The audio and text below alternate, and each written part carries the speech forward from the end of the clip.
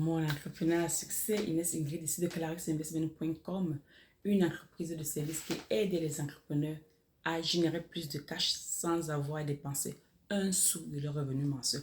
Et oui, tu m'as bien entendu, sans avoir effectivement à dépenser un sou de tes revenus mensuels.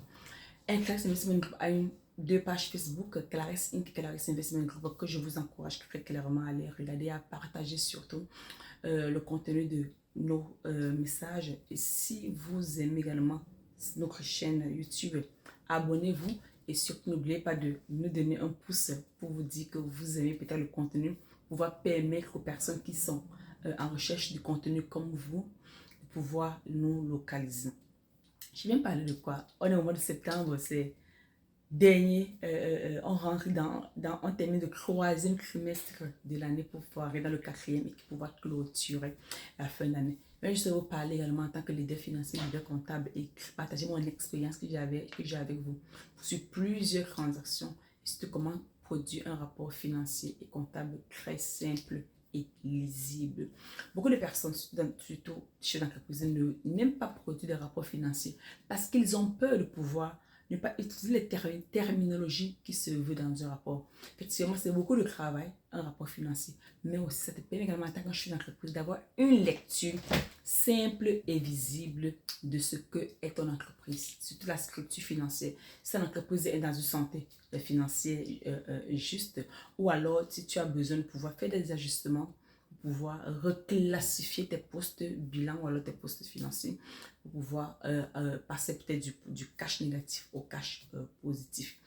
Aujourd'hui, je vais parler de ce rapport financier-là qui est très important à produire et comment le produire et quels sont les termes ou alors quels sont les indicateurs importants qui doivent être dans un rapport financier. Un rapport financier, c'est juste une lecture, comme je le disais plus tôt, un aperçu aussi de ton entreprise sur le plan financier. Généralement, dans un rapport financier, on va peut-être parler de tes ventes qui sont transformées en revenus, des dépenses, peut-être des dépenses fonctionnelles, et aussi il y a peut-être quelques choses extraordinaires ou alors non répétitives qui sont produites durant le mois ou durant la période pendant laquelle tu aimerais faire ce rapport financier. Et quand tu produis un rapport financier, tu donnes également au lecteur la chance de pouvoir comprendre qui est ton entreprise, comment ton entreprise se résume et qu'est-ce qui récapitule même ton entreprise, quelle est même l'activité principale de ton entreprise, comment elle se porte sur le plan financier. Est-ce que tu es endetté? Si tu es endetté, ça veut dire que ton bilan, ton passif est peut-être supérieur à tes actifs. Est-ce que ton poste cash a augmenté? Est-ce que tu as conscience même de tes postes d'immobilisation corporelle ou incorporelle?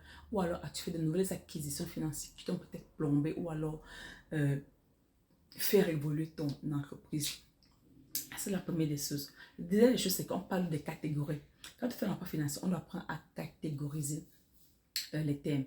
Quand tu parles de revenus, par exemple, même dans ta catégorie des revenus, il est très important de pouvoir mettre ces chiffres d'affaires-là, également mettre ces ventes-là, les ventes, chiffres d'affaires, qui peuvent permettre au lecteur de vouloir très clairement savoir ce qui a été vendu et quelle est la quantité vendue en termes de nombre et en termes d'argent. D'accord? Donc, c'est la deuxième des choses. On parle de catégorie. La troisième des choses, c'est tes acquisitions. Si tu as déjà fait des acquisitions moins grandes, par exemple, peut-être pas acheter des gros matériels qui vont peut-être nous coûter plus cher, que ce soit à crédit ou alors comptant, il est vraiment également important de pouvoir permettre au lecteur de comprendre qu'il y a eu des acquisitions dans ce sens-là. Et très clairement, il est important également que le lecteur soit informé. Quand tu fais un rapport financier pour ton auditeur, externe ou interne, c'est également une autre chose parce que, j'ai oublié de le mentionner au début, quand on produit des rapports financiers, cela est bien fonctionnel à qui est l'utilisateur, d'accord? Qui est susceptible de lire ce rapport ou alors qui est susceptible d'analyser ce rapport. Si tu produis un rapport financier, tu es peut-être un membre de mon équipe, je produis un rapport financier pour me le donner en tant que responsable financier et comptable, il y a les mots-clés que je vais rechercher dans ce rapport qui vont me permettre de vouloir faire une analyse financière de la structure financière de l'entreprise. Parce que quand elle a des rapports financiers, il faut bien sûr qu'on sache si l'entreprise va mal sur le plan des finances ou elle ne va pas mal. Est-ce qu'elle a besoin d'une restructuration ou d'un boost dans ses finances pour permettre à cette entreprise-là d'aller plus haut et plus loin. D'accord? Il est vraiment important de pouvoir penser à ça, de pouvoir parler de ça, de pouvoir retravailler ça, de pouvoir voir à quel niveau les choses doivent se faire et de vouloir faire des ajustements si est possible. Donc, j'encourage beaucoup d'entrepreneurs parce que j'en parlais avec deux entrepreneurs la semaine passée. Ils ne font pas de rapports financiers. Je sais que c'est un casse-tête pour les chefs d'entreprise. Ils n'aiment pas faire des rapports financiers. Ils n'aiment pas parler argent, des produits, des chiffres, ou alors regardez même les chiffres de leur entreprise. Ça, ce n'est pas leur tasse de thé. Alors qu'un bon entrepreneur qui aimerait réussir, qui aimerait se développer, doit prendre le temps de regarder ses rapports financiers, surtout ou de demander qu'on les produise, parce que ça va lui permettre en fait d'avoir une clarté, une vision financière ajustée et ajustable. D'accord? Ajustée et ajustable de ce qu'il a pour son entreprise. Parce que sans tes finances, tu ne peux rien faire. Tu as besoin de tes finances pour avancer. Tu as besoin de tes finances pour te développer. Tu as également besoin de tes finances pour te permettre d'atteindre cette liberté financière et de faire face à les engagements que tu as pris dans ton entreprise. Donc, mes chers amis, commencez à produire des rapports financiers. Commencez à regarder vos chiffres et surtout commencez à bien les interpréter si vous voulez atteindre la liberté financière que vous recherchez.